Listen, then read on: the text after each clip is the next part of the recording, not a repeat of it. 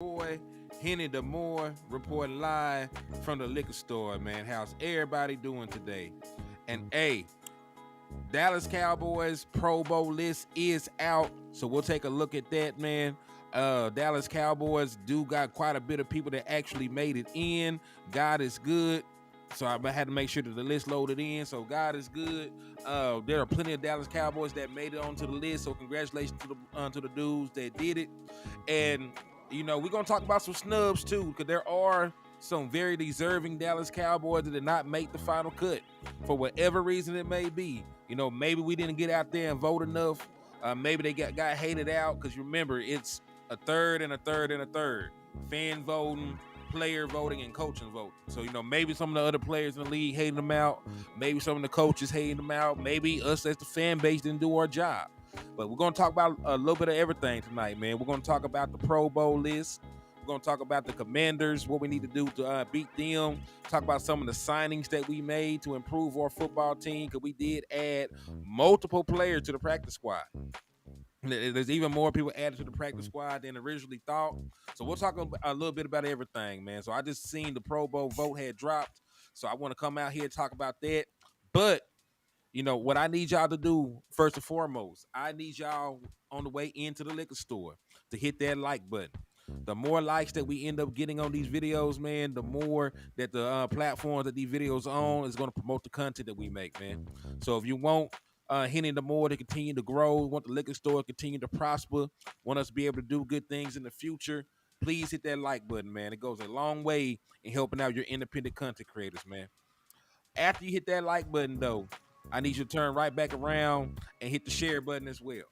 And y'all know over here that we do practice manifestation. So to put it very simply, if you want the Dallas Cowboys to win their sixth title this year, I need y'all to share the content 6 times. I need y'all to drop 6 emojis, man. Hey, just like my boy Dax Owns Filthy did. He dropped 6 championship trophies because he wanted the Dallas Cowboys to win that 6th title. Just like my boy Joe Tranchina did. He dropped the 6 trophies. He wanted the Dallas Cowboys to win their 6th title this year. Gary Murphy doing the same, man. I see you. Lee Norman doing the same. I see you. Salute to y'all. And thank y'all for coming in and rocking out in the liquor store, man. So y'all done hit them likes. Y'all done hit them shares. Y'all done dropped the emojis. Now I need y'all to hit a damn Commanders fan upside the head. Because if you slap the shit out of a Commanders fan, man, I will be able to give you half off on all the merchandise inside the liquor store. And we got exactly what you need to succeed over here, man. We got cow burritos, we got gin, we got hen, and everything else under the sun that can make you sin. So tap in with your boy, Henny the More, and come get drunk in the liquor store, man. So yeah, make sure y'all hit that like, that share, hit that Commanders fan upside the head, hit that Cash App or that Super Chat if you want to help support the liquor store and keep the lights on. Neil done put in overtime work for us. He said he done slapped 31 Commodores fans before checking in, Henny. Hey, you are doing the Lord's work over there, man. Thank you. I appreciate you for coming in and showing love. My boy, the original people said, I'm here, bro. You own my TV. I'm playing 2K. LOL. Hey, and he dropped the 6 championship trophies. Hey, I know it's love if my boy put me on while the 2K playing, man. Because, 2K gets very, very, very tense, man. Especially you playing my player in my career mode and fool. We want to pass you the ball half the time. Hey, so it's very real. So if my boy up here listen to me while 2K playing, hey, that's love right there, man. I appreciate you. Brandon Dustin, what's up with you? My boy just said, damn. Hey, it be like that, man. But let's start, because that's the reason I wanted to jump on. I wasn't really going to go live at first, man. There's a bunch of people I like listening to make content that's on right now in the space. But, I seen the Pro Bowl list drop, and I just had to jump on over here and talk to y'all about it. Bruce got to talk to Juice. What's up with you? He said, what if we double slap a Commanders fan and an Eagle gets hit by proxy? I mean, an Eagle should get hit by every day of every hour, anyway. Hey, they ain't worth a quarter, no way. And they ain't got no Pro Bowl quarterback this year. But, hey, what's up? Hey, Keystone, what's up with you, man? Let's go ahead and talk about it, man. So let's start with the Dallas Cowboys. This is the list of every Dallas Cowboy that made it into the Pro Bowl this year, according to Todd Archer. Randy Jackson said, hey, they keep bringing that smoke. DC for well, let's go Cowboys. I feel that, man. Salute to you. I know, Brendan. There's a bunch of Dallas Cowboys I feel should have made a Pro Bowl selection that didn't. But I'm going to go through the list of the guys that did, because the Dallas Cowboys have 7 Pro Bowlers. So the Dallas Cowboys have 7 Pro Bowlers this year, and 2 of them are special teamers. So Dak Prescott, quarterback of America team, has made his 3rd career Pro Bowl selection. So salute to Dak Prescott for the Pro Bowl nod. Dak Prescott, as much scrutiny as he gets, he has to be having an amazing season to be selected as a Pro Bowler. He's the most scrutinized, most hated quarterback in the National Football League. So if he's on the list, he been doing some great shit out there. CeeDee Lamb, Mr. Unguardable, has made his 3rd career Pro Bowl selection.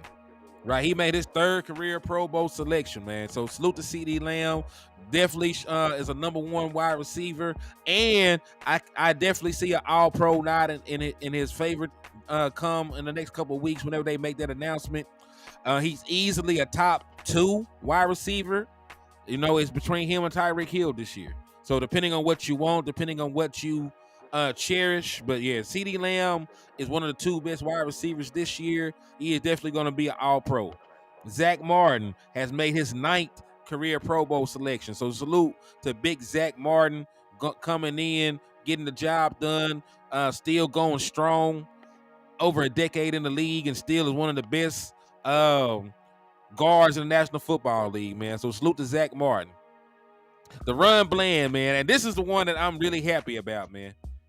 I am so proud of DaRon Bland, so happy for him.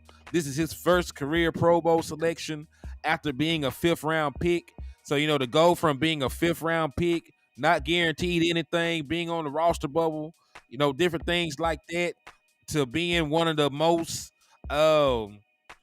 prolific turnover guys in the league, one of the most prolific ball hawks. He already has 13 career interceptions, leads the league in return touchdowns, set a return touchdown record on pick sixes. So that's major for DaRon Bland. I'm so happy, so proud of him. Glad that he was able to go out there and get that nod. So salute to DaRon Bland for that. Micah Parsons, I don't even need to even speak to what Micah Parsons has done this year. One of the best pressure guys, one of the best sack guys. Has not even gotten a holding call since October, I believe. Right?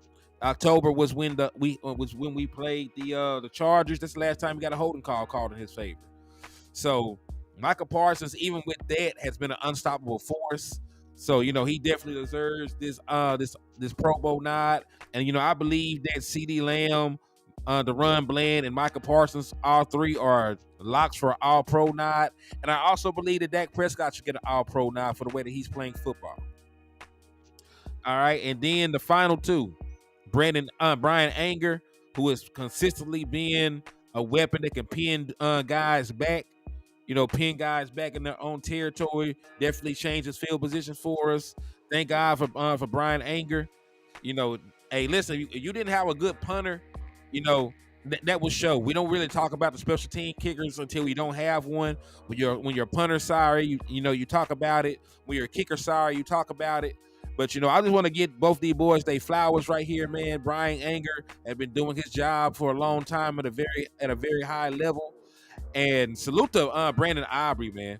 Brandon Aubrey went from the USFL, if I'm not mistaken, the USFL, to being a Pro Bowl kicker in the National Football League. Probably will be an all-pro kicker. Has not yet missed a damn kick in the entirety of his short career. He's been money for us after the shakiness that we experienced last year with Brett Maher. So thank God for both those special team dudes for the jobs that they do. And I'm just proud of these boys, man. I'm proud of every single Dallas Cowboy that was able to get into the Pro Bowl. But There's always a but. There are guys missing from this list that I feel should have made it. But, before I go into the guys that got snubbed, I do want to show y'all the Pro Bowl list of the quarterbacks. Just to show you the quarterbacks that made it into the Pro Bowl this year. I just wanted to show y'all. So Brock Purdy, and listen, it's a third. Fan voting is a third. Players voting on it is a third of the coaches. Brock Purdy led the entire NFL in fan voting. In fan voting, he made it. Like he was up there. So of course he was going to make it. So the Pro Bowl quarterbacks this year are Brock Purdy, Matthew Stafford, and Dak Prescott. Right? If I'm not mistaken, man, I think this is Matthew Stafford. This might sound crazy, but this might be Matthew Stafford first ever Pro Bowl selection. I think Matthew Stafford just made his first ever Pro Bowl nod. Let me take a look. No, this is second. So this is only Matthew Stafford's second Pro Bowl selection in his career. Right? So he made a Pro Bowl in 2014 and he made the Pro Bowl this year in 2023. So this is only Matthew Stafford's second time ever making it. All right, then let's see. Lamar Jackson, Tua, Patrick Mahomes. I ain't gonna lie to you. Let's go ahead and talk about snubs. I don't know how Patrick Mahomes made it into the Pro Bowl over the board in Houston. CJ Stroud has been amazing. CJ Stroud has had a much better season than Patrick Mahomes. We're being honest and we're being real. I know he's Patrick Mahomes, and that fan base is going to vote him in. But CJ Stroud is playing great football. 21 touchdowns, only 5 interceptions, a passer rating of 99, 3,844 yards while missing time. He done missed like 2 games with a concussion. So he was fantastic. So I don't understand how he did not make it in over Patrick Mahomes outside of the fact that there's a lot of popularity votes. But let's talk about the players, on our team that did not make the Pro Bowl that should have made the Pro Bowl. But we got a bunch of snubs. We'll start with the obvious. Tyler Smith. And my issue is, and this is no shade at all, but Tyler Smith has been a better guard this year than Zach Martin. Like Zach Martin has been good. Like he's still a great guard, but Tyler Smith has been the best guard on the Dallas Cowboys. If we just gonna do comparisons, right?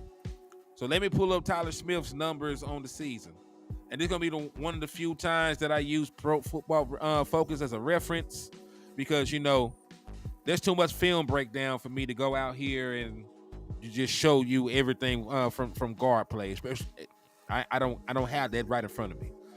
But according to PFF, Tyler Smith has played 942 snaps. He has 13 penalties, which does lead the league. That might be the one thing. The penalties might be what kept him out. But he's only allowed 1 sack all year.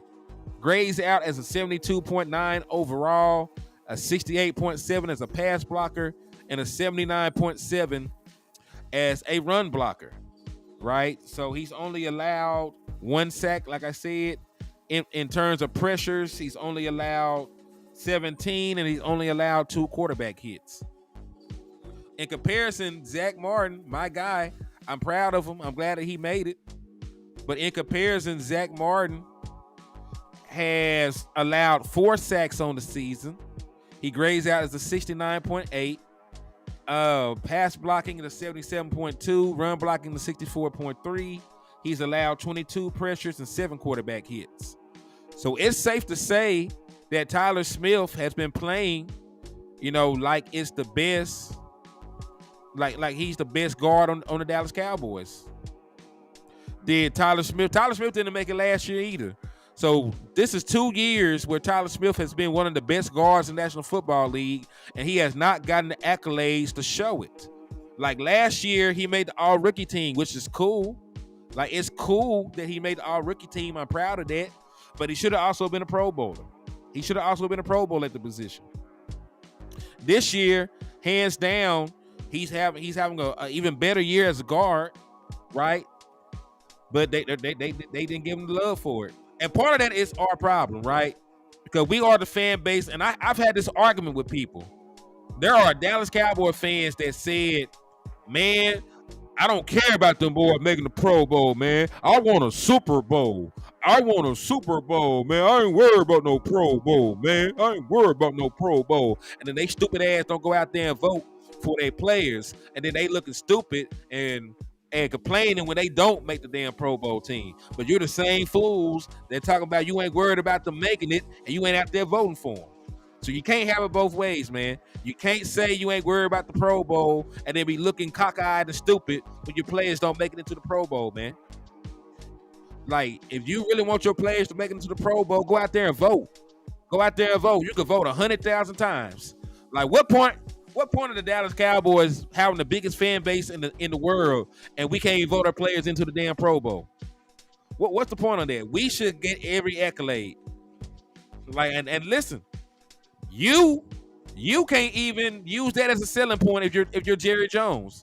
Like, you can't even use your fan base as a positive selling point if you're Jerry Jones for these free agents and shit.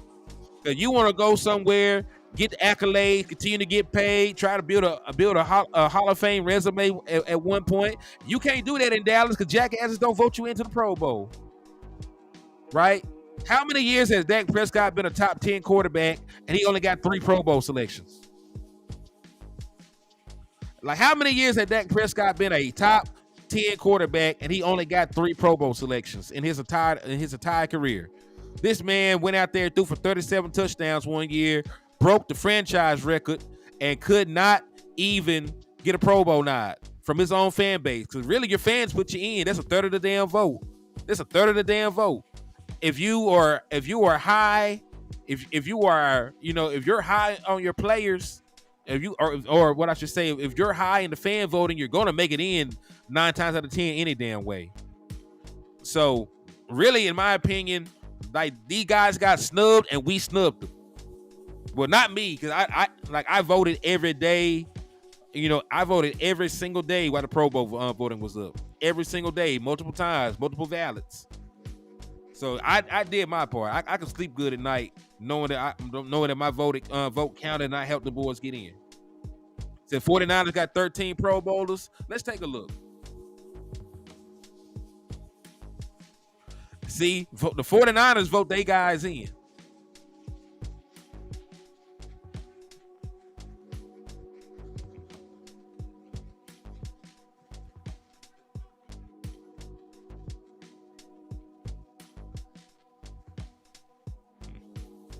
Hold on.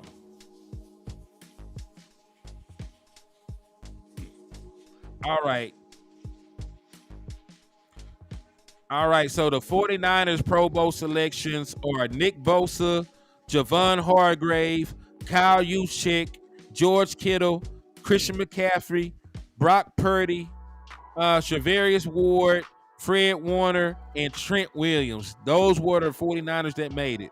So that's 1, 2, 3, 4, 5, 6, 7, 8, 9. They actually got 9 Pro Bowlers that made it in made it into the Pro Bowl game. What's up, Luna? Thank you for tapping in. Big Ben and Rich, what's up with you? Good night. God bless you. I appreciate you for coming through.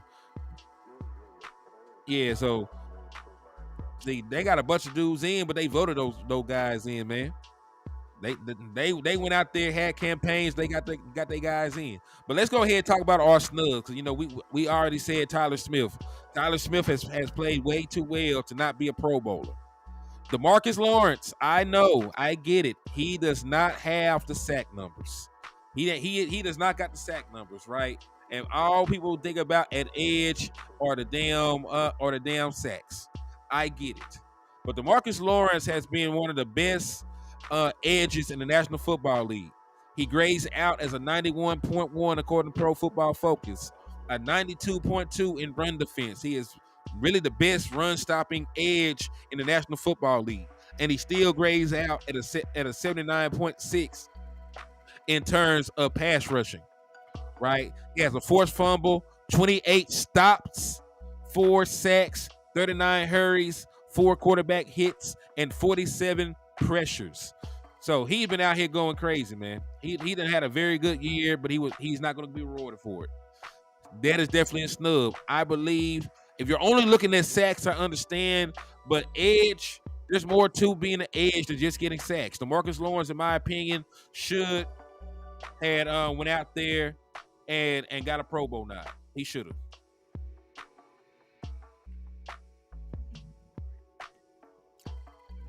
Jay Recruiter, I agree with you. I agree with you. He should have got a nod above everybody else. He should have got a nod above those other two. Tyler and Tyron should be in before Zach. The only reason that Tyron didn't make it is because Tyron Smith is having issues staying on the field. That probably is one thing that did not go into his favor, is because he didn't play enough games.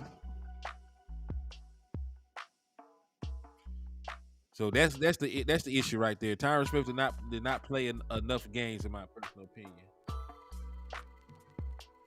Hold that thought, y'all. And hey, salute to the lunatic for the $2 super chat. He said, beat the commodes in their shit stadium. Go Cowboys. That's love right there, man. I appreciate you for the love in the super chat, my guy. Salute to you. But yeah, we're going to talk about all that, man, after we finish talking about the Pro Bowl snubs and how they hated our guys out, man. We're going to talk about beating the Commanders. We're going to talk about the additions to our practice squad. It's going to be a decently long show, because I got time to kill. My wife don't get home for another several hours. I'm bored, so I'm going to talk to y'all. So when I'm bored, I get on here and I talk to y'all about football, and that's my pastime. I like running my mouth about Cowboys football. Y'all come in here and listen. So it's a very good symbiotic relationship. Y'all get good content. I get a space to occupy my time, and we're good.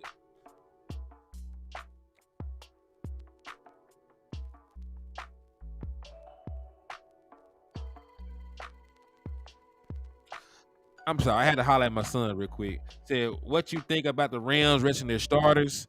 See, you can look at it two ways with that. That's a very good question, Lunar Love. That's a very good question.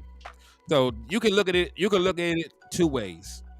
One, the Rams have already clinched a playoff spot. So even if they're the 6th seed or the 7th seed, they got to stay on the road the entirety of the postseason, right? And they're an older team. Aaron Donald is old. Matthew Stafford is old. Cooper Kupp is getting older. He has an injury history, right? They're an older team. So they're already locked into a playoff spot. So you can look at it two ways. One, they don't care about the seeding. They don't care about beating 6 or 7. They're going to take that show on the road and try their luck because they're already in. So, or, they could look at the Dallas Cowboys as a favorable matchup, right? They got a good young running back out there running the ball, running the ball at a very high level. So they might and they did not have him for our last game, right? I'm gonna throw that out there. So they might believe if they ran it back with us with our run defense and that particular running back and the run game that they have now, they have a better chance. So you can look at it two ways. Either one, they want to slide to the 7th spot and try to play the Dallas Cowboys because they feel that they have a better chance of beating us. But there's also another thing you got to think about. There is no guarantee they play us. Because remember, we actually got to go out and win our game. Because remember, it's still a possibility that they play the Philadelphia Eagles. So I don't think necessarily they're trying to line us up, right? I don't think they're necessarily trying to line us up because the 2 seed has not been established yet. Yes, there's an 82% chance that we lock the 2 seed up, but we got to actually go win the game. If we get upset or anything else crazy happens, then it is what it is. Doug, I like the joke the last time I seen it, man. He said, "Hey man, I heard you played center in high school, fell in love with the position, and to this day you still sleep like someone is hiking the ball from behind you." No, but I'm glad you got a sense of humor though, Dougie. I'm glad you got a sense of humor though, man. Welcome to the chat box, fool. But yeah, so I don't think they just trying to hunt the Dallas Cowboys down. They gotta keep all their options open and shit. You know what I'm saying? They don't know they're gonna play us or the Eagles. Anything can happen any given Sunday. The same way nobody saw the Eagles getting beat by the Cardinals. Like shit, you never know. The Commanders could come out here, play their Super Bowl against the Dallas Cowboys, and make it very difficult for us to win the game. So you never know. So I don't think they're even trying to. I don't think they're even trying to say this matchup or that matchup is more favorable in their eyes. I just think they got a very, very old team, and they're just trying to get them boys some rest. They already secured the playoff spot. Whether they the 6th seed or the 7th seed, they know they got to hop their ass on a plane and go play football, right? It's not like us. You know, the Dallas Cowboys win the 2 seed, then we got 2 home games. We lose this game, we go on the road 3 games straight, then go play the Super Bowl if we were to make it. So it's not like they're in a similar situation with us, right? It doesn't really matter the outcome of this game. It's more important for them to get their older guys some rest, get them boys healthy, and then go into the playoffs a little bit more fresh. So I don't think it's about the Dallas Cowboys. I just think they got fossils. I'm not going to even disrespect them, boy. They got a damn good football team. So I'm not going to make no old man jokes or nothing, because that old man strength is some real shit. So I'm not going to disrespect the team they got. Very good football team. They just a little bit older, so they want to get some rest. They want to go out there, refresh, lick their wounds, and be in a better position to go out there and play. And do Green Bay got to win or Rams lose? Green Bay has to win their game to make it into the postseason. So there's multiple things at play. The Green Bay Packers have to win their game for 1. 2, the Rams need to win for them to get in. Matter of fact, I got the playoff scenarios up here. So let me just pull those up real quick. All right, so for Green Bay to get in, hold on. Yeah, Rams got to beat the 49ers. So the Rams actually got to beat the 49ers, and the Bears need to take that L against the Packers. Yo, Night Owl, what's up with you? They were tapping in. DC for Life, Texas, my brother. What's up with you?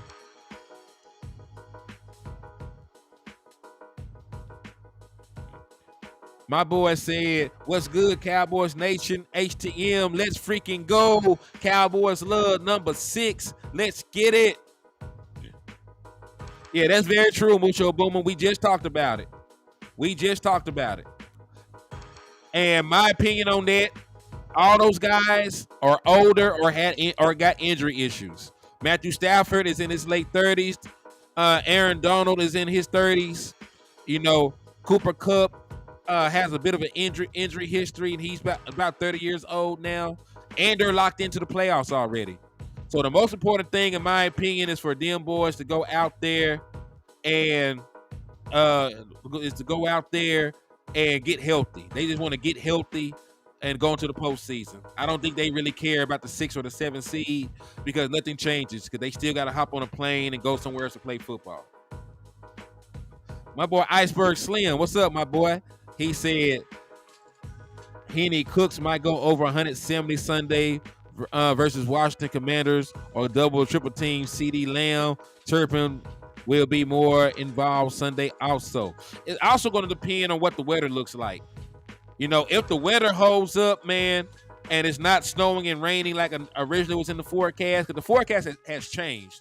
The forecast at one point was snow and rain, a wintry mix, wind and shit, and now it's supposed to be perfect football weather. So I don't know if that's gonna hold true. So my predictions on what the offense is gonna look like will be predicated on our ability to pass the ball. if it's a bad weather game, we know Mike McCarthy gets lethargic. Let's just keep it real. Mike McCarthy is not going to go out there and call an aggressive ass offense in bad weather. He just doesn't do it. That's one thing I do not like about his play calling. But if it's 40 degrees, if it's about 40 degrees, sunny, low wind, they're going to go out there and throw the shit out the football. Because let's go ahead and parlay that into a quick discussion about the Washington Commanders. Because this is going to be very quick. Right, this is going to be very quick. I just want to talk about what we can do to exploit them. Because in the grand scheme of things, they probably don't want to win this game. I can't bet on it. I should put it like this. The Commanders front office does not want to win this football game. That's probably how I should word that. The Commanders front office do not want them boys to win this football game. They currently have the second overall pick, and winning this game could drop them out of the top 5. They might draft at number 7 or some crazy shit if they were to actually win this football game. So I bet you $1,000 that the Commanders front office doesn't want them to win this game.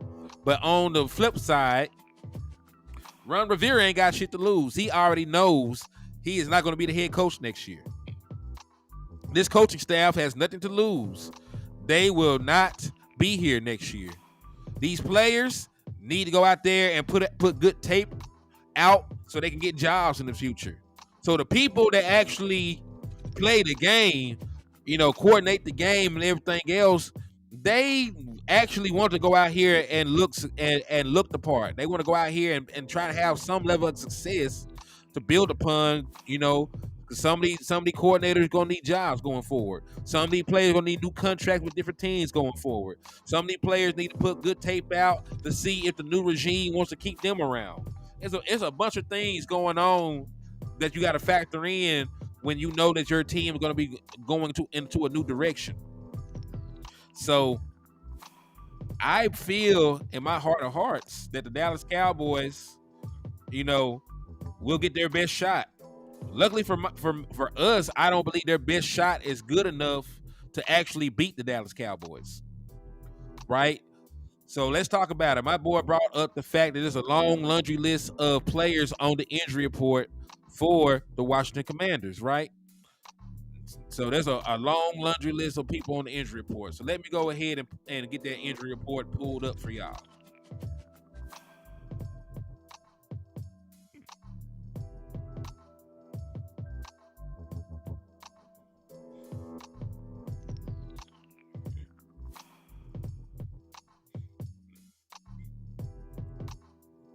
So here we go, injury report.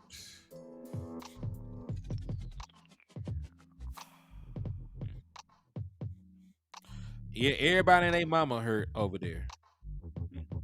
All right, so let's pull it up. Cause remember, hey, thank you, Brandon. I seen that. Cause yeah, it says rain now on Saturday, but when we checked it a couple of days ago, it had rain and snow on Sunday as well. But of course, the weather has changed. It will be something that I will monitor. Right, we'll monitor the situation, make sure that it stays that way. Because if it's a clear day, I can expect the Dallas Cowboys to try and light them boys up real quick and get the hell on out of Dodge. Hey, my boy called them boys the Redskins. That's really what I want to call them. Let's keep it real, man. Like the Redskins was a much more doper game, doper name than the damn Commanders or the football team or any of the other shit they done tried. All right. So let's just take a look. This is the current injury report for them. So Jonathan Allen, right? We know him. He's a very gangster-ass defensive lineman. Got a knee injury, did not participate. Kendall Fuller, you remember him? That he had the pick 6 against Dak Prescott last year in this game. He did not participate. Tariq Castro Fields, another cornerback, did not participate. Christian Holmes got a concussion. He did not participate. Jacoby Brissett has already been ruled out. Right, they already ruled him out of the game, so no point of even bringing kinfolk up. Quan Martin, another cornerback, chest injury. He was limited. John Ridgway, former Dallas Cowboy. We should have kept him. Foot injury. Benjamin St. Juice, cornerback, was a limited participant with a concussion. No telling if he actually clears concussion protocol at this point. Damn, they got everybody and their mama hurt. We gonna go down here. Man, they probably will. You know, Dallas did it. You know, Dallas super did it, man. We got way too much money to be out here sitting on them welfare ass benches they got over there, man.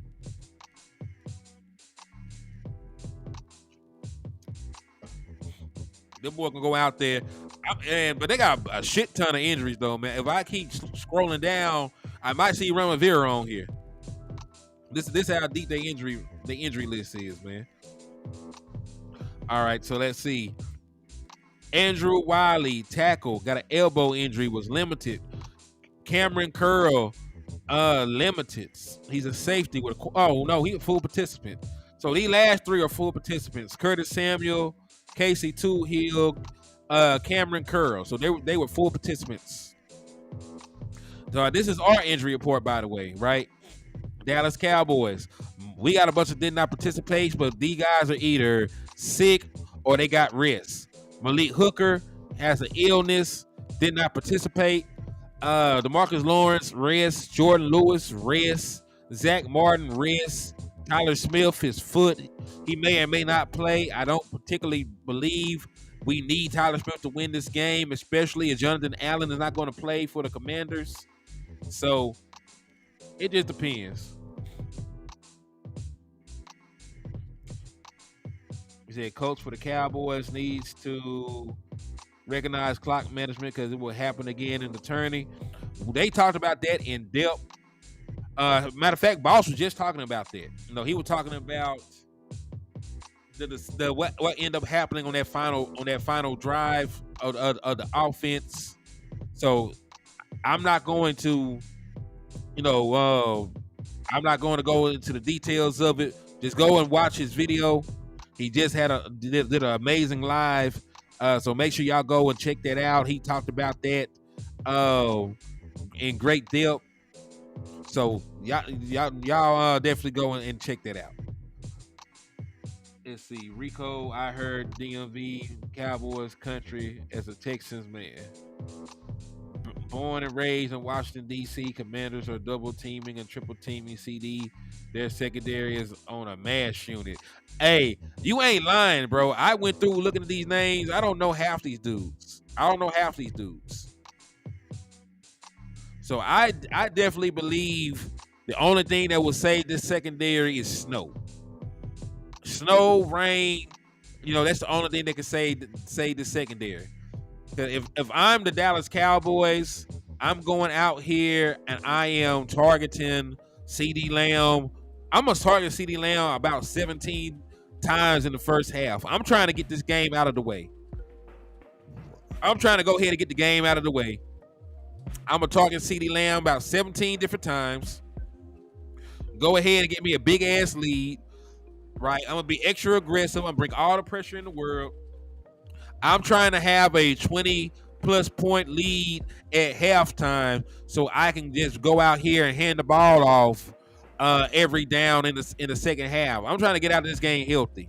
I'm trying to win the game and also concurrently get out of the game healthy with no major injuries, because remember, there is no bye for the 2 seed. There used to be 2 byes. That's no longer the case.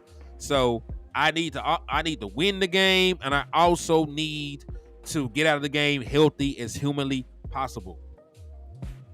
Facts, James Simmons. Fourth quarter hat Dak. Said Tyler Smith with the rehab group and linebacker rookie Overshawn was out there rehabbing at practice today. I did see that. And the thing about Tyler Smith injury, for the people that are curious about it, it's more about pain tolerance than it is actually rehabbing that injury. Do you think the refs helped Lions win? I did see multiple infractions by offense. I believe that the referees this year are bad. Like, their referees are just bad. I don't think that the refs are trying to help any particular team. I think the refs are just horrible at their job.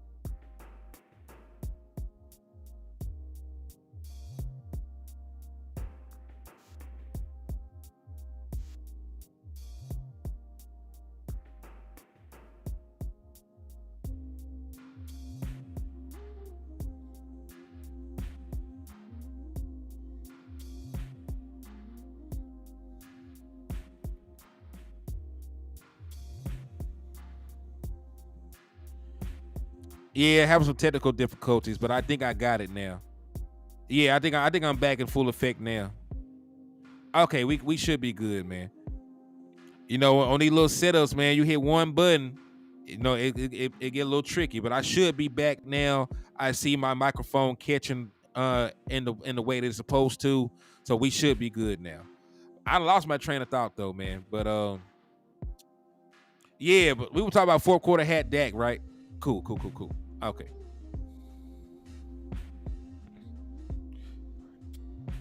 We need to bring our run game with Hunter Lukey as lead blocker and pass protection so Dak can use his athletic skills more against the Commanders. My boy said we would have won that game. Yeah. Oh, so we'll talk about penalties. Okay. My opinion is the Dallas Cowboys are great. The Detroit Lions are a good team. But my opinion on the refs have just been bad across the board. I don't think they're trying to cheat for anybody. I just think the refs are horrible. The refs are horrible, right? The refs are downright horrible. So, you know, they did not call the tripping penalty. You know, I'm sure there's some calls that went our way that they went uncalled. You could have there were some instances they could have called pass interference against us that they did not. You know, so the refs are just bad. Like, the refs don't referee. Like, they're horrible at their jobs. So, in my opinion, there should be repercussions for the referees being awful the way they are. There should be repercussions for the referee missing calls. There should be repercussions for referees getting calls wrong. If you could find a player for tackling somebody with their head down, right? You could find a running back for lowering his head and take $10,000 out that man's pocket. You should be able to go out there and find a referee a couple dollars. I know they don't make the same kind of money. Hey, what's up, Donna? Salute to you. Appreciate you for coming in and showing love to the liquor store. I see you helping us practice manifestation as well, so salute to you.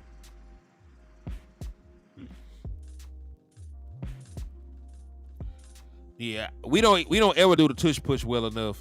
In my opinion, if Dak Prescott runs the ball in the red zone, it needs to be off a read option. I would do a read option for Dak Prescott in the red zone, but I would not do the tush push.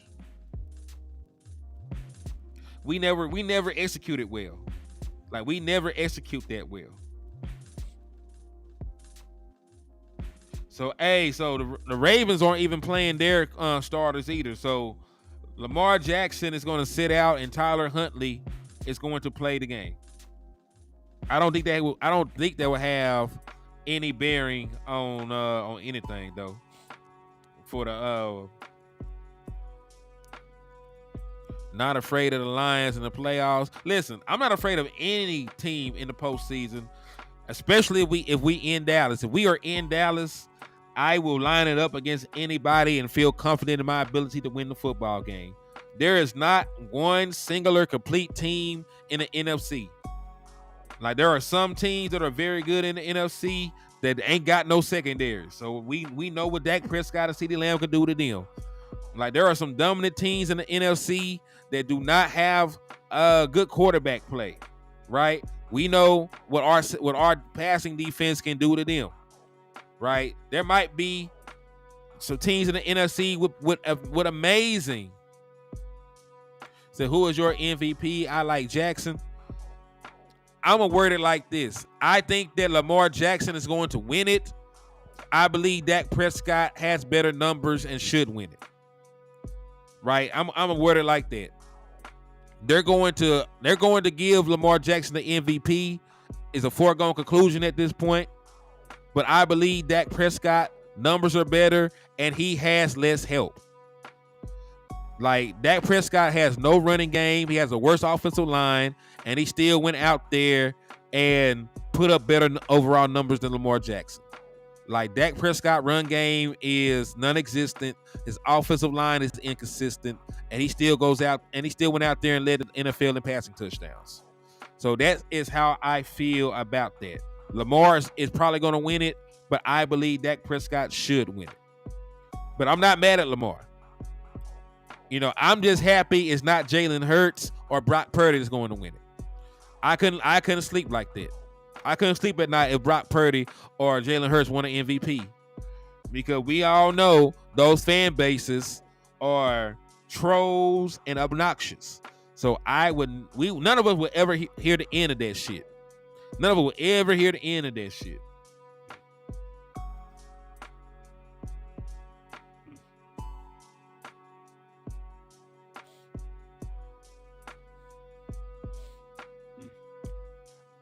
Yeah, I think Dak deserves it.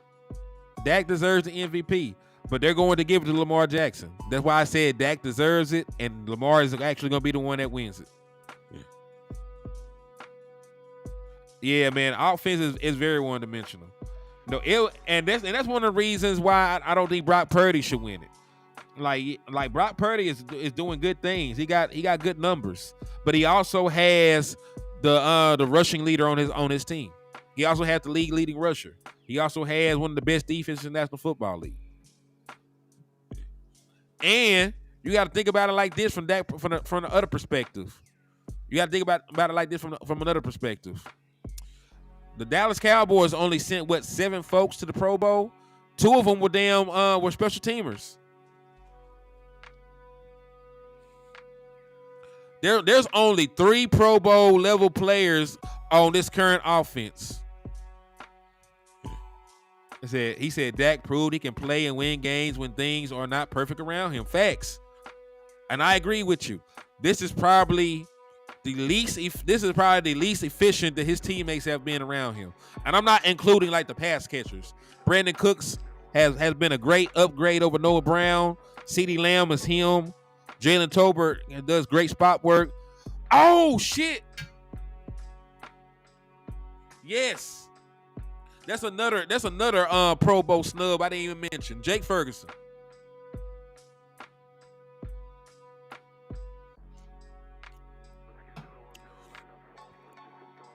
I really thought that Jake Ferguson, with how important he was to our team, would get a Pro Bowl nod.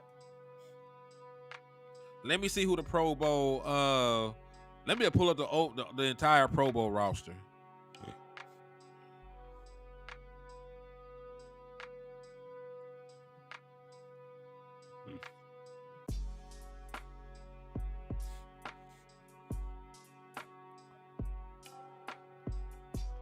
Oh damn! There's only 2. That's why.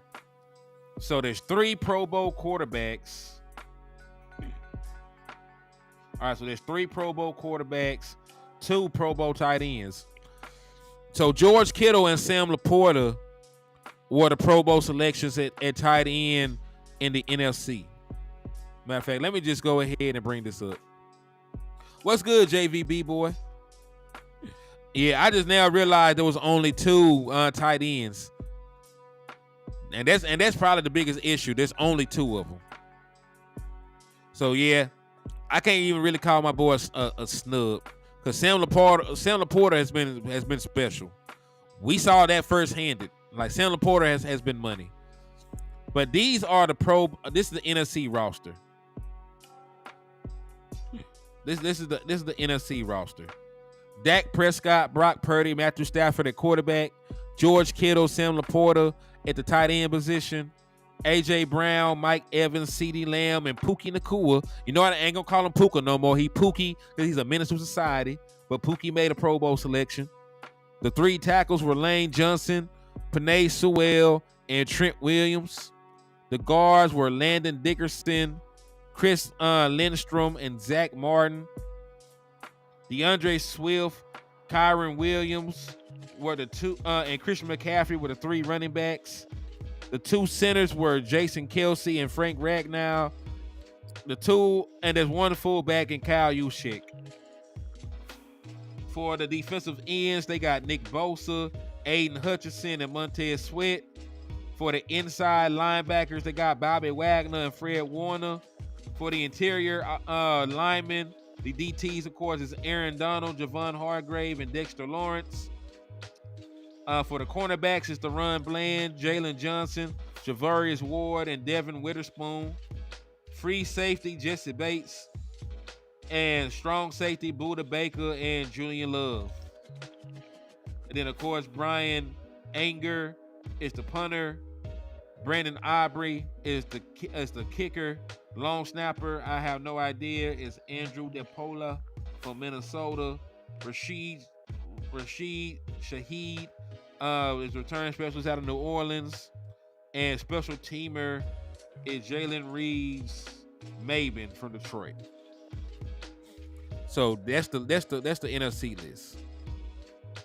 So yeah, you're right. Double R, what's up with you, man?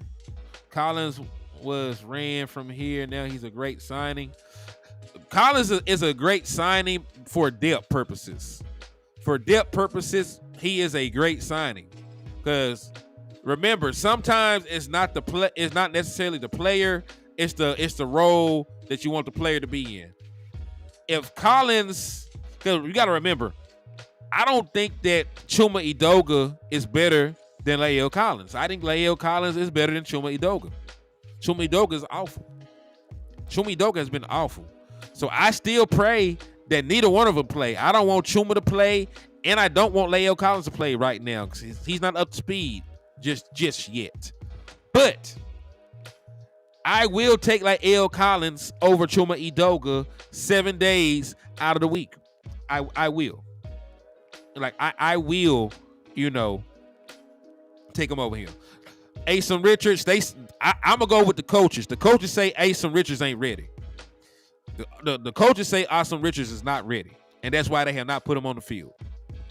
So if they see him in practice, we haven't seen Asen Richards since the preseason. So I'm going to take their word for it. If they feel that Asen Richards is not ready, then I'm gonna believe him on that. I'm gonna believe him on that. You know what I'm saying? I'm gonna just hold my hands up because I'm not in the building. The people that see Asen Richards every day say he ain't ready, and that's why Chuma Edoga is out there. So in their minds, without telling you what they are telling you, they think that Chuma Edoga is a better option than putting Asen Richards out there. Let that shit marinate in your mind for a little bit. So if that's the case, I'm going to leave Asen where he's at so we don't ruin him. Asen might be a year out from being able to play football for us, and that's fine, right? Because when we talked about the acquisition of these players after the draft, I said, and y'all remember this, that's why y'all know that TJ Bass is my pet cat. I said that TJ Bass would be a plug-and-play option well before Asen Richards was.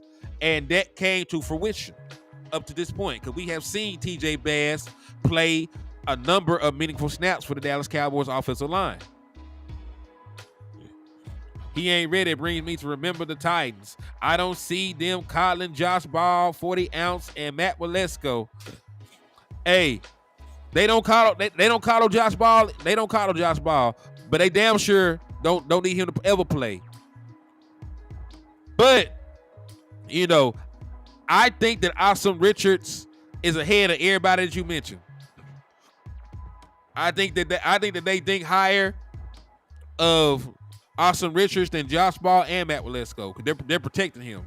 They are protecting Austin Richards, so they probably love his ability. Because think about it, he's big, he's athletic. He used to play basketball, man. Like you cannot teach that kind of athlete. Hey, Iceberg, I can see it. I can definitely see it. Yeah, you can't teach the kind of feet that he has. Like he's very nimble to be somebody as huge as he is. So he got the raw talent. They just trying to get everything to come together for Austin Richards right now, in my belief. But right now, all the reports coming out from the people that's in the building, they just don't think he's ready. But I prefer them taking their time with Austin Richards than throwing him out there to the wolves and he get ate the fuck up. Right? Because some people, get baptized by fire, and they come out, purified and ready to go crazy. Right? And then some guy get baptized by fire and they get turned to a crisp. You know what I'm saying? They get turned to a crisp and they never the same. You know what I mean? Like you done burnt the man's nose off, trying to baptize him by fire. Now he can't even taste shit right. So I don't want them to throw him out there if they don't believe in him. So protect him from himself.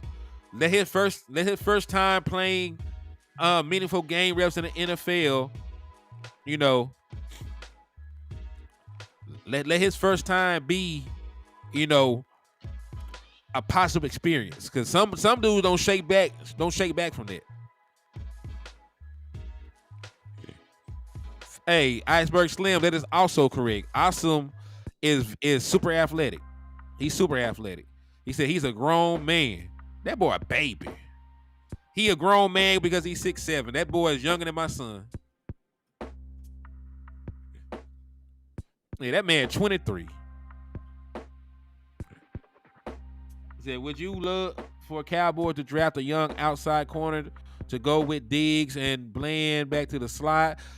It's probably more wiser to just it's probably wiser to re-sign Stephon Gilmore for one more year, let the run blend go back to the slot.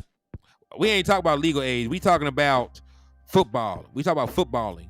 Because this man didn't even play that much football. Like, Austin Richards' issue is the same issue with Trey Lance. Trey Lance did not play a lot of football coming out of college. Austin Richards did not play a lot of football at all in his career either. He really ain't been playing tackle that long. So that's why I'm talking about he's a grown man numerically, but he a football baby. He ain't played a bunch of snaps. He ain't played a bunch of football at all.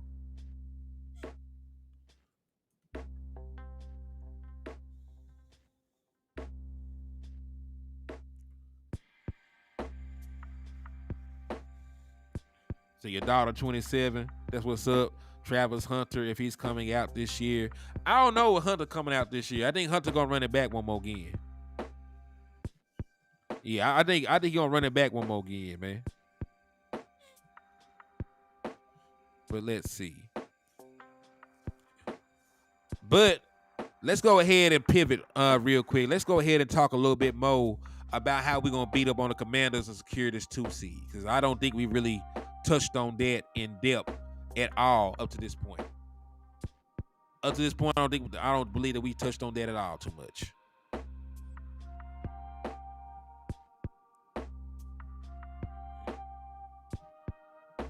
He said poor drafting, and he a 5th round pick. This would be different. If this was a top 100 pick. I'm expecting production from all my top 100 picks, but I'm not expecting shit from a dude that almost went undrafted. When you get drafted in the 5th, 6th, 7th round, you barely made it. You know what I'm saying? I don't really have an expectation for them boys. And if we did not have a good track record with fourth round picks, I wouldn't expect nothing out of them either. You know what I mean? But we got a good track record in the fourth round, so I do look at our fourth round picks a little bit different. But fifth, sixth, seventh round guys, I don't be expecting nothing from them. I don't be expecting nothing from them. If we talking about somebody I think was a bad draft choice so far, it'd probably be Schoonmaker because you spent a top 70 pick on Schoon. He ain't produced for you yet. I can't say anything about the Mario Overshown. I like what I seen from him in training camp and preseason. Oh no, JVB boy, you're not arguing. No, this is a nice adult conversation. You gave your opinion, I gave mine. Like this is actually what I prefer. I prefer for us to have communications back and forth in the chat box. I just like talking football. So it's never an argument. We always just like having conversations about football. Because I ain't gonna argue with y'all. Y'all good people. I rock with y'all. So I ain't gonna start no argument with y'all either. So I never want y'all to believe that I'm arguing with y'all either. I just like having good, solid football conversations. But yeah, I don't really trust any of like the lower picks to do anything for me. No, that's really crazy. You know what I mean? If just consider it like this. Let's say the Dallas Cowboys needed a quarterback, right? Let's say Dak Prescott decided he didn't want to be in Dallas no more. He went somewhere else. He done rolled off to the sunset, and then we gotta get a quarterback. If I get a quarterback in the first round, I expect him to play, right? But if I get a quarterback in the fifth round, I don't know what the hell that man supposed to be. What the hell he supposed to do? Now, granted, you get some surprises, right? Like sometimes you look up and you get a Dak Prescott in the fourth round, right? Sometimes you look up and you get a Dak Prescott in the fourth round that can come in and have a Pro Bowl season out the gate and can help you win double-digit games. Sometimes you find a Tom Brady that's a sixth round pick and goes on to become the GOAT. Sometimes you find a Brock Purdy that can go from Mr. Irrelevant to a Pro Bowl quarterback in the span of under 20-something games. So sometimes you find some quarterbacks in the later round that come out and exceed all expectations. But you shouldn't try and pay your rent with a lottery ticket, in the word of my big cousin. In the word of West Coast, you should not be trying to pay your rent with a lottery ticket. Hitting on those late round picks, that's a gambit. That's a gambit right there. And listen, I liked what I seen from Austin Richards in training camp and preseason as well. And I'm gonna throw something else out there, JVB boy. I would have threw Austin Richards out there early in the season instead of Chuma Edoga to get him the reps. Because Austin Richards would be a way better player right now if he had reps. Right? So that's what the front office did. They wanted to protect him from himself, apparently, or whatever. But I throw dudes out there and let them learn on the job. Well, remember, we did it with Trayvon Diggs. And Trey wasn't even no first round pick. He was a second round pick, and he had to be cornerback number 1 first year out.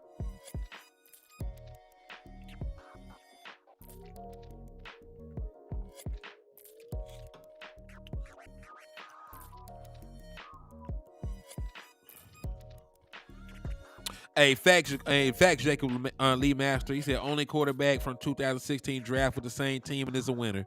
Facts. Hey, y'all remember when Jerry Jones tried to get y'all Paxton Lynch? Henny, Cooks, and Dak are cooking with nitro now. He might go over 200 yards. Lamb is better than I thought. Washington secondary is like a mash unit. They got to double team him. They probably got to triple team him. Because the way it's looking, I don't believe that they can stop anybody. But to piggyback on that, They already were not a good unit. They're only the 30th ranked passing defense in the National Football League. We saw what Dak Prescott and this offense did to them the last time out. He was able to carve them up pretty well. Threw 4 touchdowns, did not throw a single interception. He was great.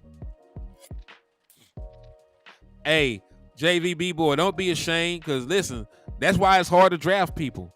People look amazing in college, and then, you know, sometimes they get to the NFL and their game just does not translate. Remember, Zach Wilson was the 2nd overall pick.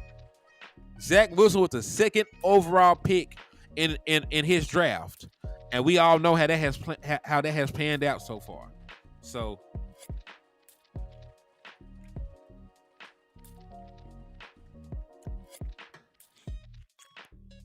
it is what it is.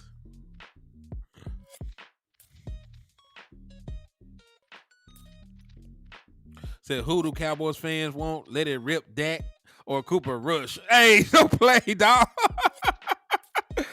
You know we want Dak Prescott, man. You know we want dastardly Dak Prescott out there, man. My boy DC Fulai Texas said, I looked up in the dictionary NFL Super Bowl game 2024, and it says Dak Prescott, go Dallas Cowboys. Hey, man. Oh, y'all ain't lying. Ryan Leaf was a 1st round pick. Really, we can name a bunch of 1st round picks that did not pan out right now, right? Ryan Leaf, Mac Jones, Zach Wilson. Who else? We already said Paxton Lynch, right? Paxton Lynch ended up going in the 1st round. Johnny Football, Johnny Manziel, Tim Tebow. Tim Tebow was a 1st round pick, if I'm not mistaken, somehow, some way. Am I tripping? Was Tim Tebow 1st round pick?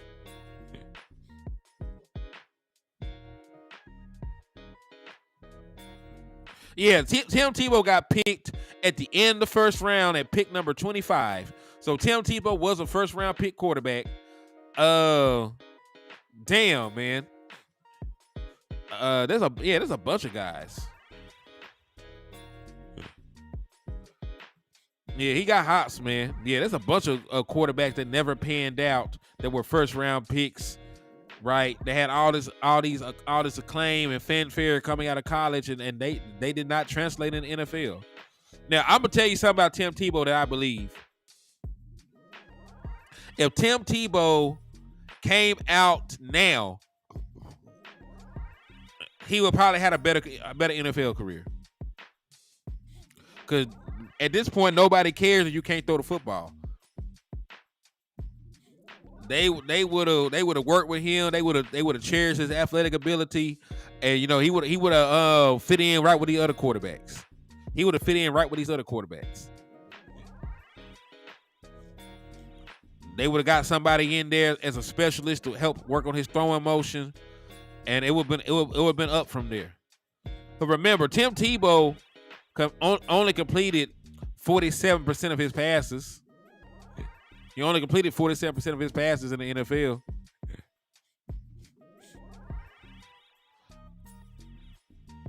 I don't believe he was even that bad in college in terms of a passing percentage.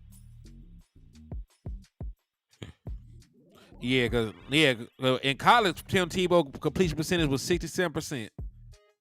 And you know that's why it's hard, man. Like Tim Tebow was super accurate in college in terms of in completion percentage. He said, I disagree, and that's fine. I might just be gassing him. I had liked the Tim Tebow in college, except when he played my Razorbacks. But that's one of the things, though. Like I said, drafting is hard.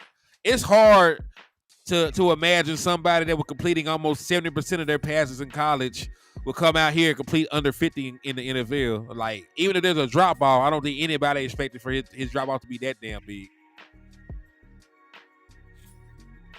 He said Trey Lance. Trey Lance, again, he has not had enough time on task. My boy said Hurts' best plays come from man hands on his ass cheeks. He said Percy Harvin caught those passes. Hey, they had a squad. Man, they had a squad down there in Florida, man. They had a damn good squad of players in Florida. Harry Roman has fucked them draft picks up. Give Will McClay 2 top 10 picks and see what he do. Yeah, Will McClay get 2 top 10 draft picks. We definitely are gonna be set for the next 2 decades. I'm from Chicago area. I was at the 2016 draft. I was torn with Ramsey to get picked instead of Zeke. Still respect to Zeke though. Yeah, but I would say this: we don't get the 2016 version of Dak Prescott without Ezekiel Elliott because they both made each other job so much easier. Ezekiel Elliott out there running the football out like the way he did. He was out there getting 4, 5, 6 yards on first down just by handing it off, and it kept Dak Prescott in second and short. A lot of times allowed him to scramble for easy first downs, allowed him to get simple completions for first downs, and Dak Prescott helped Ezekiel Elliott in the fact that he was a running mobile quarterback, right?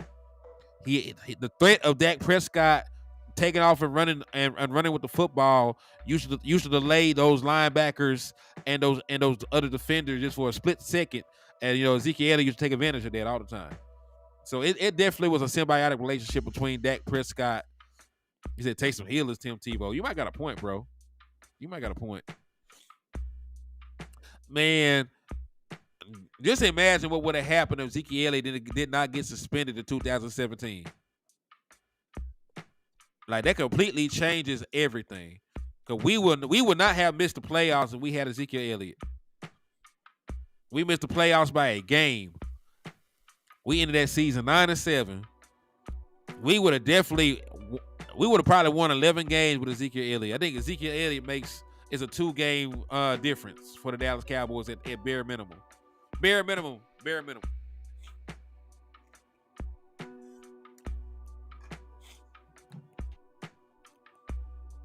Because that great Ezekiel Elliott not being there greatly impacted the efficiency of our play action. It affected our rushing capability. We had Dak Prescott in a bunch of third and long scenarios. So you never know, man.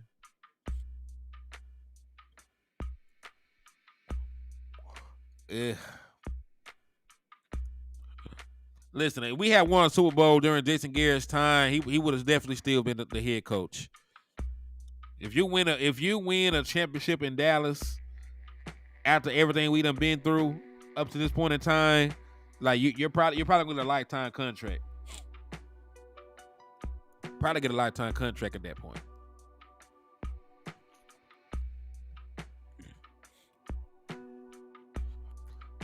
But yeah, man, I done got on here and ran my mouth for 1:12. I appreciate all y'all for rocking with me, showing love to the platform, hearing me ramble on about what I felt about the Pro Bowl.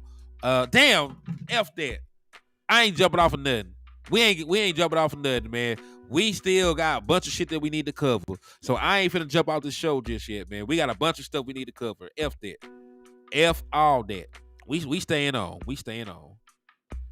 But we did not even talk about the people that we added to the damn team. I'm up here finna end the show. I ain't even mentioned the damn free agents that we signed to the practice squad.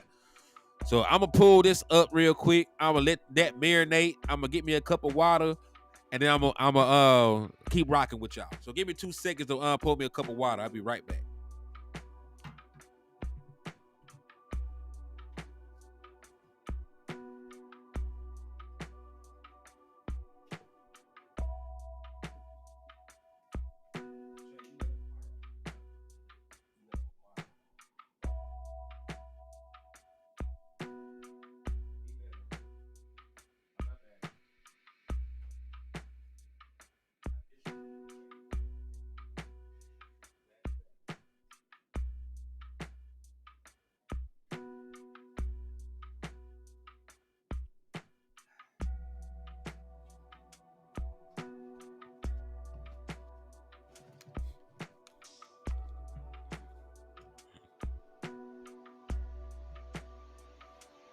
All right, I'm back. All right, so according to Patrick No C Walker, and y'all make sure y'all give him a follow on Twitter. Y'all make sure y'all watch The Break. Always good Dallas Cowboys content, very insightful. But the Dallas Cowboys have agreed to terms with Damian Wilson. If y'all don't remember Damian Wilson, he was a former Dallas Cowboy. Went on and had stints with a stint with the Kansas City Chiefs when he started on one of their Super Bowl teams in 2019. I think, if I'm not mistaken, our boy Anthony Hitchens also was on that team playing linebacker when they won that Super Bowl. But Damian Wilson, and I like the signing, man. I like the signing for my boy, 6 foot, 243 pound linebacker. Let's see. All right. So his last stint was in Carolina. Only played in 5 games, but in those 5 games, he had 38 tackles, 4 tackles for loss, 2 quarterback hits. The year before that, playing for the Jacksonville Jaguars in 2021, he had 106 total tackles, 47 assists, and 5 tackles for loss to go along with 5 quarterback hits. So he's a veteran player. He's been in the league since 2015. We're very familiar with him as a rotational linebacker piece. I like the kid, man. Chill Bill, what's good, man? How you living, cuzzy? They were tapping in and showing love, my guy. But yeah, I like Damian Wilson. So we have added him to the practice squad. Lael Collins expected to finalize soon. Just to give you a update, he has. So Lael Collins has officially been signed to the practice squad. Damian Wilson has officially been signed to the practice squad. And we also have signed SaRodorick Thompson, running back from Texas Tech, originally from Irving, Texas. And we have signed Racey McMath, wide receiver. So we actually made 4 separate moves on the practice squad. Now, Damian Wilson and Lael Collins we're very familiar with because they're former Dallas Cowboys. But, you know, I have no idea who about these other guys. Now, we did play SaRodorick Thompson in the preseason. He was on the practice squad. I mean, he was on the Seahawks, right? He was on the Seahawks when we played him. He had like 11 carries for 50 yards, if my memory serves me correct. But I don't know about Racey McMath. He said, wide receiver? No idea. No idea why they added a wide receiver. I don't expect for him to do anything for me. Matter of fact, let me Google this man. All right, so Racey McMath, born in 1999, 6'3", 217 pounds. Well, he was a 6th-round pick back in 2021. Played his college football at LSU. So played college football at LSU. He only got 4 career receptions for 48 yards, but he did run a 4.39 at the combine. Oh, at his pro day. At his pro day, he ran a 4.39.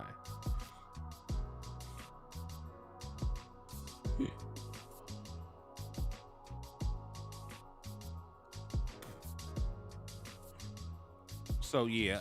So, that's just a little backstory on him. I don't actually expect much. Said Corey Littleton.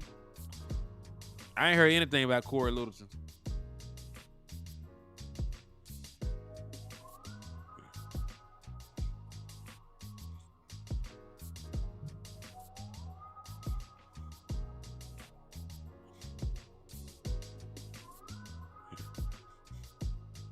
Yeah, I have heard no official reports about Corey Littleton just yet.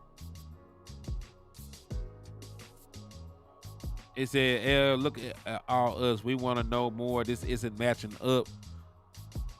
Yeah, like when you think about it, man, like you don't really need another wide receiver because CeeDee Lamb is going to get probably 15, 17 targets in a game. Then Brandon Cooks is going to eat. Well, really, Jake Ferguson is your second most targeted player. So the targets go CeeDee Lamb, Jake Ferguson, Brandon Cooks, and then the 4th option is either going to be Jalen Tolbert or Michael Gallup, depending on the game. Depending on the game, it could be one of the two. There have been games with Jalen Tolbert, gets all the snaps and all the targets, and there have been games where Michael Gallup makes a special appearance and he's out there making plays for you. Right. So we don't need another wide receiver at all if we're being quite frank. Special teams maybe, but dog, you already got Martavius Bryant on the practice squad. You got Martavius Bryant. You got the Marino Cropper boy on practice squad still. Like, you already got wide receivers. You already got a ton of wide receivers on your practice squad that is not going to touch the field.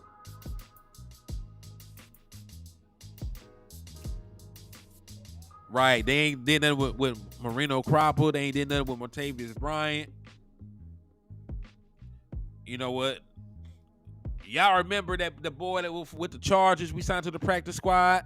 We ain't heard nothing from him either. So the Dallas Cowboys got a deep ass practice squad right now. They got a bunch of dudes with names and potential talent that will not never touch the field. And really, they're not supposed to at this point. Like, it's way too late in the game at this point to be asking them boys to come off the practice squad and make an impact for you. Linebacker, sure. Yeah, and Jalen Brooks. Jalen Brooks is on the active roster, and he don't ever play. He don't ever really get too many snaps. No, there's a lot of games where he's a healthy scratch because you just don't need all those wide receivers. What's up with your Aaron? Leave it. Thank you. Yes, Chris. Now, next year is going to be Jalen Tolbert because of the contract situation with Michael Gallup. 9 times out of 10, the Dallas Cowboys are going to cut Michael Gallup to save that money. They got it out in his contract. So I'm sure. Yeah, matter of fact, it was his play was against this team, right? The last time we seen Jalen Brooks make a big play, was against the Commanders, if I'm not mistaken. But yeah, he has gotten a couple snaps because he caught the ricochet ball for a big game. He caught that ricochet for a big ass game.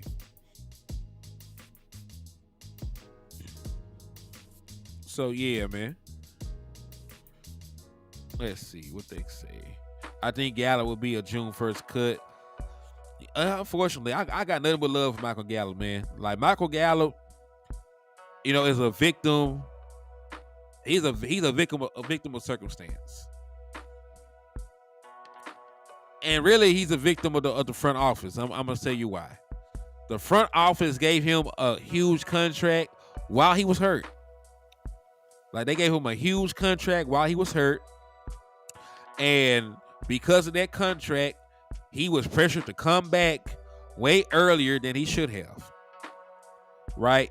So Michael Gallup has not been the same, ever since he rushed back from injury.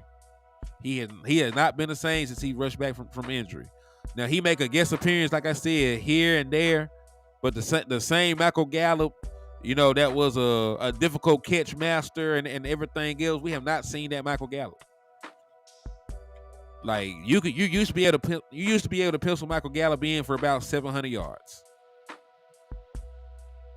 And I just think those days are behind him at this point. I just think that those days are behind Michael Gallup at this point.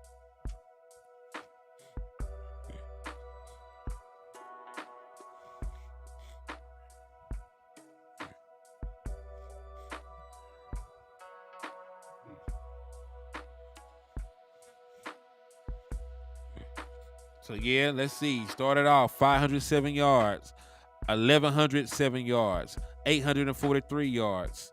Got hurt in 2021, but he had 445 yards in only 9 games. Then, 14 games last year, 424 yards. He played 16 games this year, 418 yards. So, like the production for Michael Gallup is not there anymore. It's just not there. So, I like Michael Gallup. I wish that things were different. But, I'm pretty sure that he won't be a Dallas Cowboy next year, unfortunately. Said, what did these defenses do to Dak to make Dak smack him around the way he is this year? Man, shit exists. That's the only thing they did. Yeah, Cuz was wrong about that, man. Because Michael Gallup is not a great route runner. You know, he's not a great route runner, and then he's not the fastest dude in the world, right? And he might have lost a step. So he already wasn't that fast. Might have lost a step due to injury, and he's not a great route runner. So all those things combined, you know, means you're gonna have a drop off in your production. Yeah, defense just been in the way of Dak Prescott all year. All year they just been in Dak Prescott's way.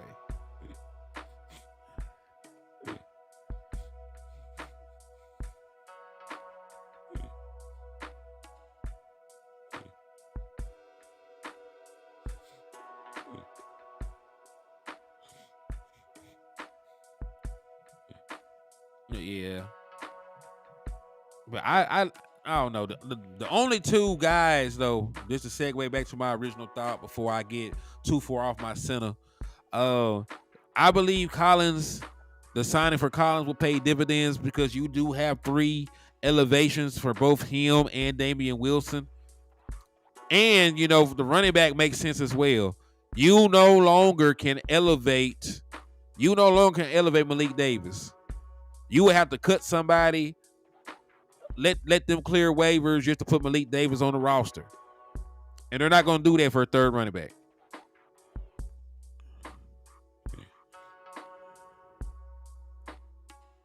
So do I believe that his injury will affect his fundamentals? No. Because I believe they're going to drug him up just like everybody else that plays through an injury. They're going to shoot that foot up with something to make him feel real good. And he finna go out there and go crazy. He said, why not cut Rico? Rico ain't on the active roster. Rico Dow. He said, why not cut Rico? One, they probably believe in Rico Dow more than Malik Davis. You got to think about it. Rico Dow won the job over Malik Davis. So he won the backup running back job over Malik Davis. So you're not going to cut Rico, who is expected to be healthy for this game. They rested him to get him off that ankle so he can heal up a little bit better. So they're not going to cut the guy that they think is better. They believe that Rico is better than Malik Davis. Whether that's true or not, you know, that's neither here nor there. But they believe in Rico Dow. And yes, that is the one thing about Rico. That's why Rico cannot be your full-time starting running back. Not because he does not have talent. He does not stay on the football field. That was his issue these last couple of years. Like Rico did not sniff the field these first couple of years because of injury. So I like Rico Dow. I like Rico Dow a lot. But Rico Dow is not reliable. Right? You cannot rely on Rico Dow to be there for you because Rico Dow stays hurt. He really has been dealing with this same injury for about 2 months. He just been playing through it. They finally just set him down. You know, hopefully get off of it for a week. You know, rest, drink some chicken noodle soup or something. I don't know. Eat a protein bar, do something.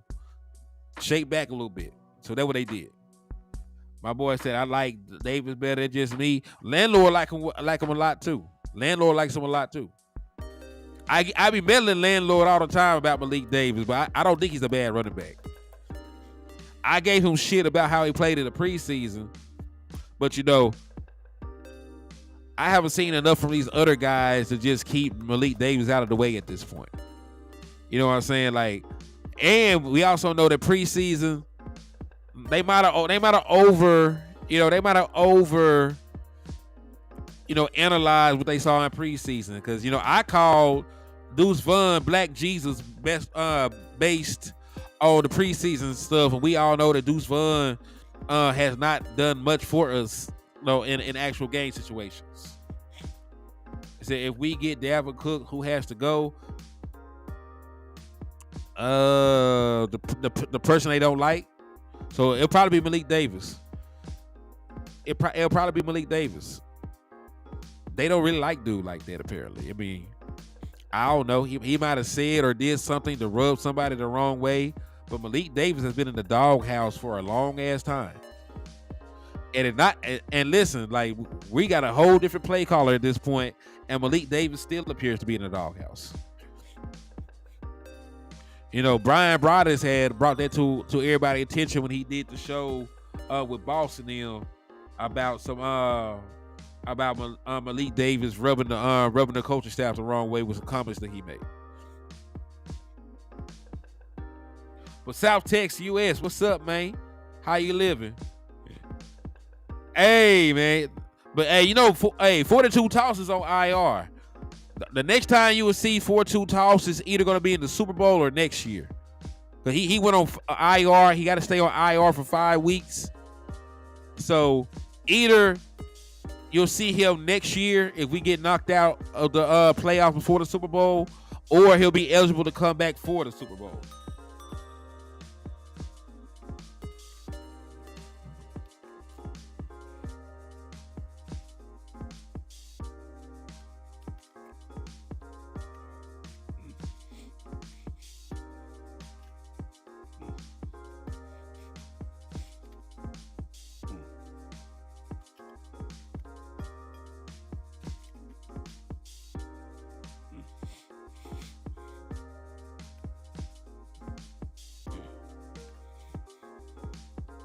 Yo, what's up, Raymond Silas? How you doing?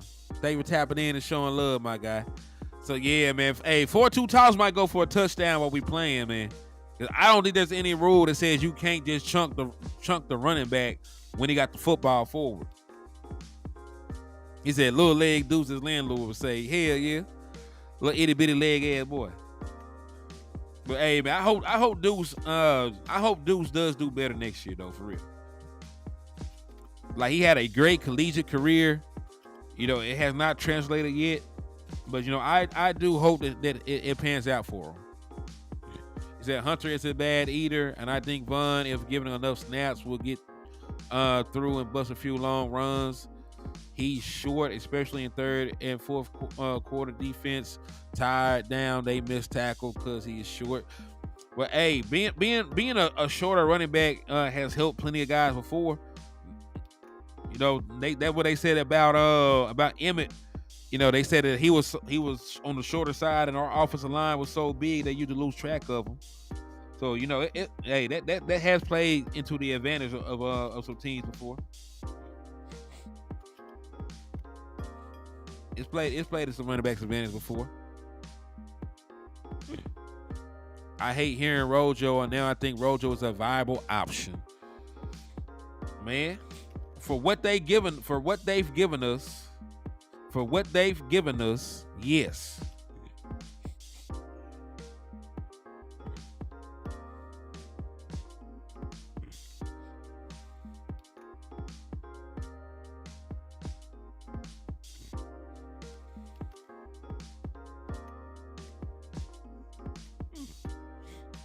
Yeah, Emmett was that dude though, man.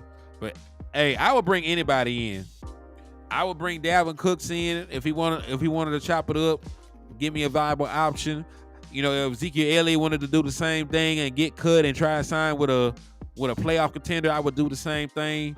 If if Rojo want to bring his performance, his PED taking ass back around, I'm desperate. I am desperate for options at the running game right now. So, you know, when you're in the desert, you know, any form of water, you know, will suffice. You know, when you're in the desert, you know, close from dying from dehydration, you know, the water could be a little dirty. It might be a little dirt in the water. You know, it might be a little murky. You still gonna drink that shit, and it's still gonna taste like the sun. It's gonna taste like natural spring water. So, I'm desperate at this point for solutions in the running game, because I know that Dak Prescott, you know, has played great football, right? He has played great football. He put the team on his back. This offense is him and CD or bust at this point. But man, I need a little bit more in the postseason. Like, I don't need the fate of the world on Dak Prescott's shoulders. I do not need the fate of the world on Dak Prescott's shoulders right now. And said Joseph Randle. Joseph Randle would have been a very good running back had he not had a mental breakdown. If he did not have a mental breakdown, I think Joseph Randle would have been a very good running back. But he legit, had some mental health issues that derailed his career. I really hope he got the help that he needed. Yeah, Bo Scarborough. I would have kept the boy. I would at least gave him some burn, man. See, a lot of times we give up on players before we even let them get on the field.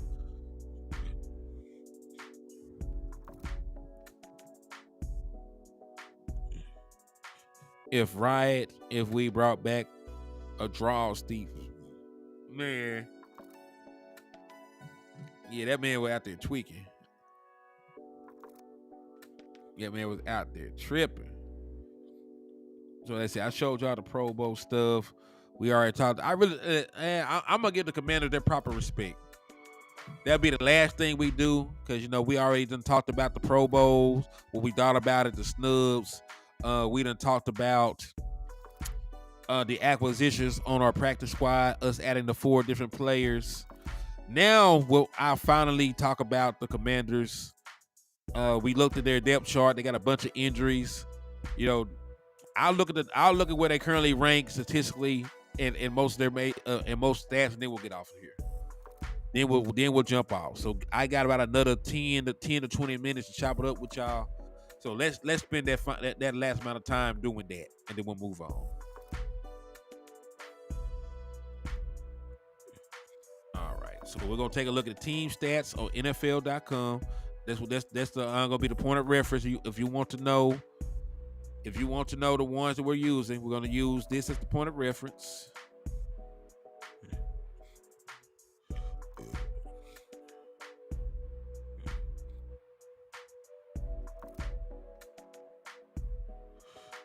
Yeah, big, strong, downhill runner. Really, the only thing we're missing is a goal line back. And I'm gonna reword it. The Dallas Cowboys are missing a goal line back that they trust. They're missing a goal line back that they trust. All right, so passing offense. Let's take a look at most passing yards in the National Football League. Dallas Cowboys are second, or third. All right, so Dallas Cowboys are third. The Dolphins are first. Where are those Commanders at? There they go. Shit ton of passing yards. 1, 2, 3, 4, 5, 6, 7, 8, 9, 10, 11, 12. So the Commanders are the 12th ranked passing attack in terms of yardage on the season. So let me just go ahead and start taking my notes. Y'all know I like jotting this stuff down.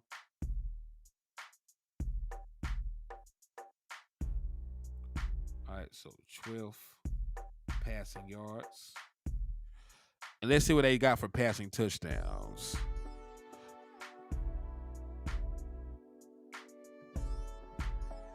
All right, so let's see. Cowboys got the most. So that's 1, 2, 3, 4, 5, 6, 7, 8, 9, 10, 11, 12, 13, 14, 15, 16, 17. So they're 17th in passing touchdowns. They got 23. But to be fair, there's not a huge drop off in between, where they at and some of these other dudes. So there's 17 in passing touchdowns. But we do know about Sam Howell, though. He throws interceptions. Sam Howell, since he's the one that's going to play, we know that he is the one that will make mistakes and turn the football over. So, if they do decide to go out there and throw the football around, with Sam Howell playing, he is the one that is going to make the mistake. He's the one that will make the mistake. All right, so these are rushing yards. So this is rushing offense. They're one of the worst rushing offenses out there. Okay. So 32, 31, 30, 29, 28, 27, 26, 25, 24. So they're 24th in rushing yards. Ew. So they're 24th in rushing yards. And they are also dead last in rushing attempts. 32nd in rushing attempts. So the biggest Achilles heel for the Dallas Cowboys is our ability to stop the run game. They do not care about the run game. They do not want to run the football at all. Y'all give me 2 seconds. I'm going to answer.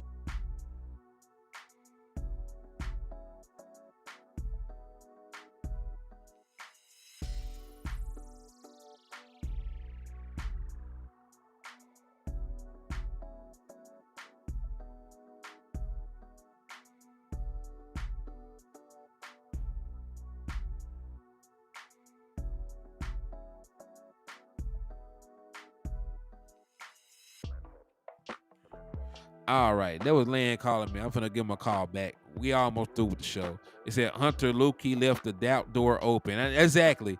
Like, I think Hunter Lukey could do the job, but they saw him fumble the ball in a crucial, at a crucial time of a game, and that really was the difference in between us winning and losing that game. So they did lose some confidence in him, I believe. They did lose some confidence in him. But in regards to what I was saying, like, our biggest Achilles heel is our ability to stop the run game. They don't even want to run the football. So their path to victory to us is our vaunted passing defense, not showing up, not getting sacks, not getting turnovers. Right? So that's how they match up offensively. Now, if you just want to flip that around, right, and look at team stats, and we're going to look at team defensive stats, we're going to take a look at how we can attack these boys.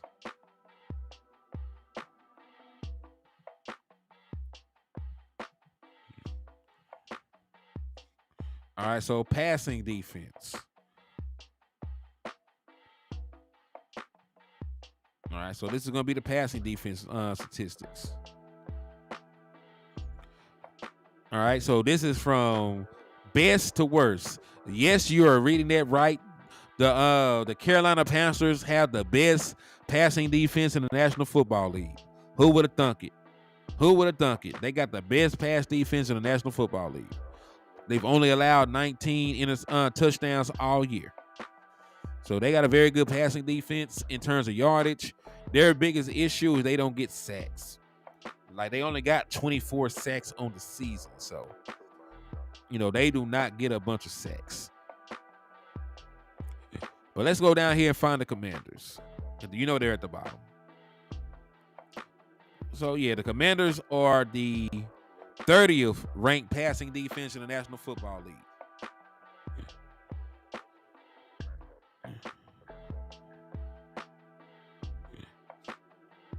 Yeah, they haven't given Gallup a lot of chances as of late. They're really phasing Michael Gallup out of the offense at this point. They really phased him out of the offense at this point. So yeah, they're the 30th ranked passing defense.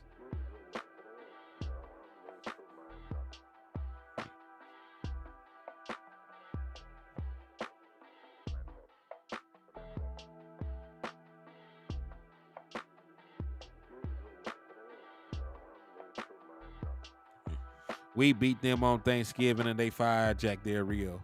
They fired Jack Del Rio and they didn't get any better.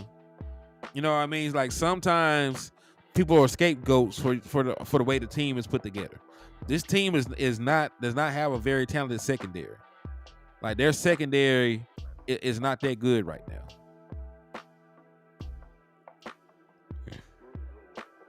I would give Hunter at least 5 carries this game. We at least 1 goal line run.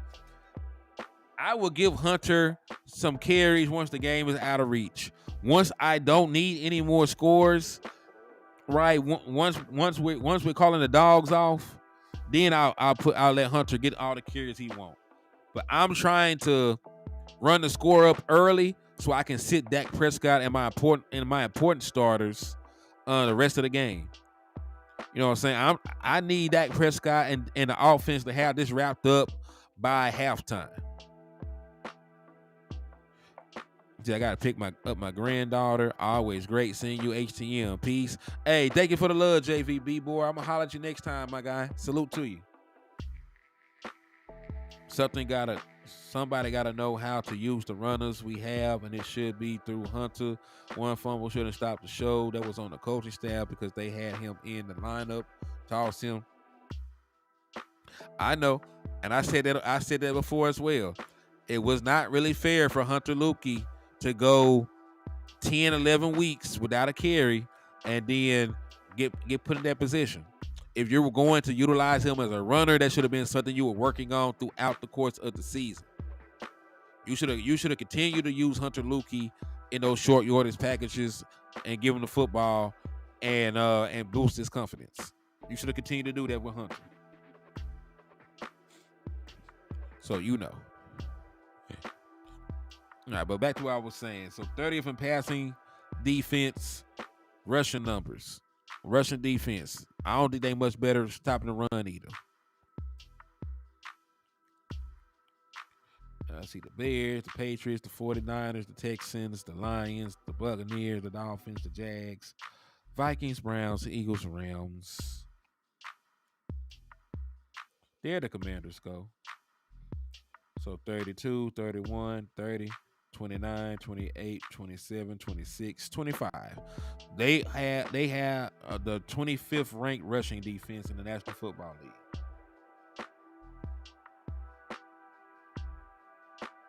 In terms of yardage. So this defense is still abysmal, and they'll probably be out there missing. They'll probably be out there missing some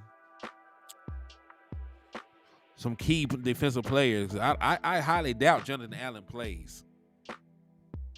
I could be wrong about that. He might try to suck it up, but I don't think that Jonathan Allen, who is one of their best defensive linemen, plays. They got rid of Chase Young. They got rid of Montez Sweat. So I don't really know how their defensive line is going to even hold up. Because remember, if Dak Prescott can hold on to the football, pat the ball, somebody's going to get open eventually any damn way. Like these guys are not great on the back end. So if they have time, right, these wide receivers will eventually win. They may not win in the initial 2.3 seconds that it takes the route combinations to form and work. But when you get past that 2.3, you get to the scramble drill. I don't foresee these guys keeping up with CeeDee Lamb and Brandon Cooks. I definitely can see them losing the boys in coverage.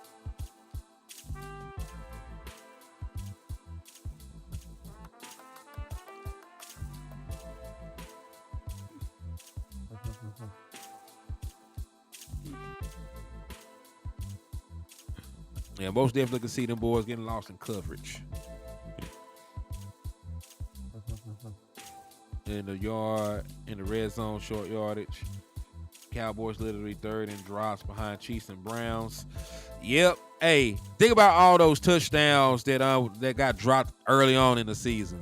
Like Dak Prescott would probably have 40 passing touchdowns right now if we didn't have so many drops on the year. But I am finna go ahead and wrap this up, man. I've been on here for about an hour and 48. Everybody that's still in here hanging out with us, man, I appreciate y'all for the love and the support. But on the way out, man, if you have not hit that like button yet, make sure you do so. If you ain't hit that share button yet, make sure you share it about 6 times or so. If you ain't slapped the dog shit up out of a Commanders fan, make sure you do so as well. But man, it's been a blast, man. It's always good to come in here and chop it up with y'all. Appreciate everybody for rocking with your boy as long as y'all did. And I will probably be back live sometime tomorrow to do some more statistical breakdowns, look some more analytics around the Commanders. But peace, God bless, and I'm gonna get at y'all good people, man.